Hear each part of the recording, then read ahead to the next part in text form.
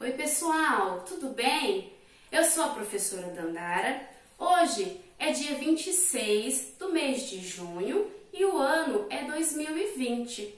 Você saberia me dizer qual estação do ano nós estamos? Eu vou dar uma dica. Aí na sua casa, tá frio ou tá calor?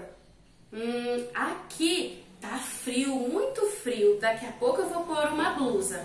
Então, quem sabe qual é a estação mais fria do ano? É o inverno. E junto com o inverno tem o quê? As festas juninas, onde temos bebidas quentes, temos comidas quentes. O que você gosta na festa junina? Conta pra mim. Das bebidas eu gosto muito de quentão, porque deixa o meu corpo bem aquecido. E das comidas eu gosto de milho cozido, gosto de bolo de fubá, que mais? Pipoca e todas as coisas gostosas que tem na festa junina.